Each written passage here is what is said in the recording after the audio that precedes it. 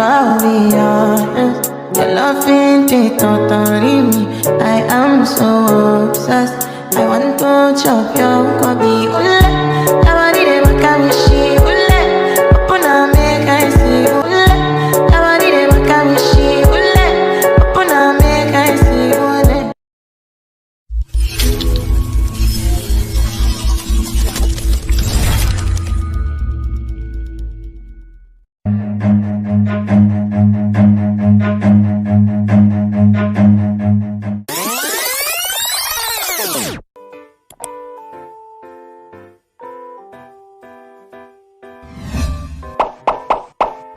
Vektor adalah hewan avertebrata yang bertindak sebagai penular penyebab penyakit atau agen dari host pejamu yang sakit ke pejamu lain yang rentan. Vektor digolongkan menjadi dua, yaitu vektor mekanik dan vektor biologik. Vektor mekanik yaitu hewan avertebrata yang menularkan penyakit tanpa agen tersebut mengalami perubahan. Sedangkan dalam vektor biologik, agen tersebut mengalami perkembangbiakan atau pertumbuhan dari satu tahap ke tahap yang lebih lanjut.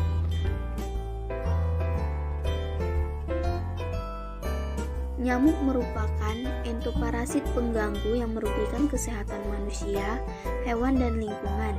Hal ini dikarenakan kemampuannya sebagai vektor berbagai penyakit.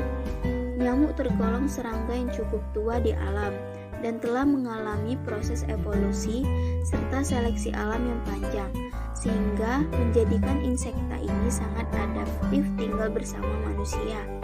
Nyamuk dianggap merugikan karena gigitannya dapat menularkan berbagai penyakit.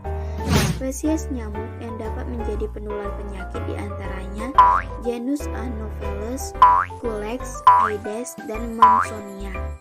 Salah satu contohnya Aedes aegypti sebagai vektor penyakit demam berdarah dengal atau DBD.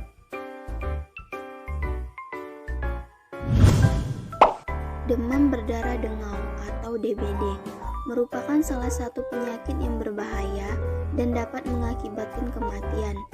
DBD disebabkan oleh infeksi virus dengue dengan ciri demam tinggi mendadak, disertai manifestasi pendarahan dan bertendensi menimbulkan rejatan atau syok dan kematian.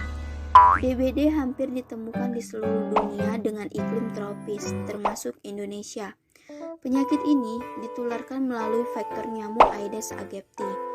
Penyebaran virus dengue terjadi ketika nyamuk Aedes aegypti betina menggigit penderita, sehingga virus dengue akan berpindah ke liur nyamuk. Ketika nyamuk ini menggigit orang lain, maka virus akan berpindah ke yang lain. Penyebab demam berdarah. Penyebab demam berdarah adalah virus dengue yang ditularkan kepada manusia melalui nyamuk Aedes aegypti. Saat virus dengue menginfeksi nyamuk dan nyamuk menggigit manusia, maka bisa mengantarkan virus tersebut ke dalam tubuh.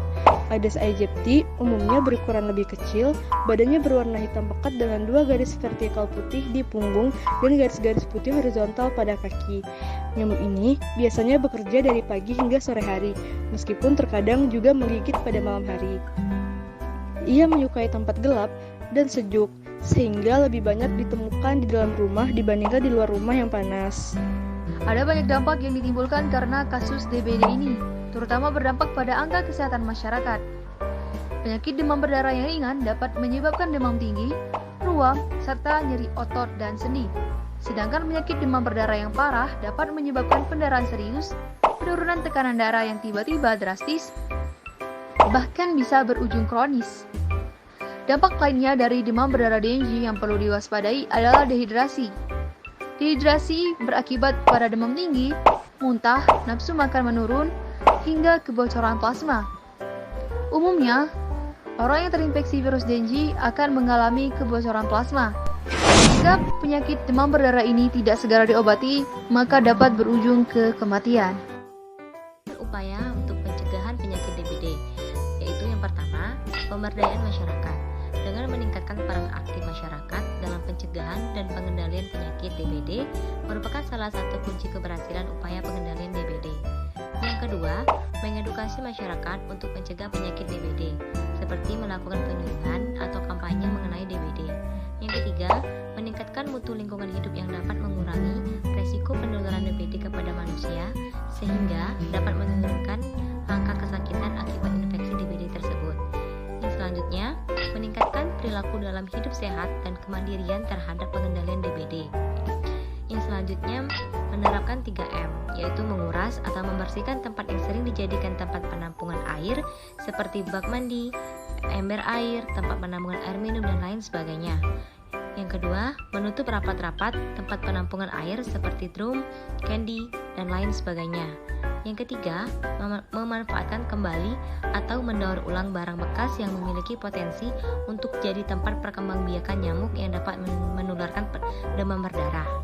Yang selanjutnya, jangan menumpuk atau menggantungkan baju terlalu lama. Dan yang terakhir, menjaga kebersihan lingkungan, karena lingkungan menjadi salah satu faktor penyebab penyakit.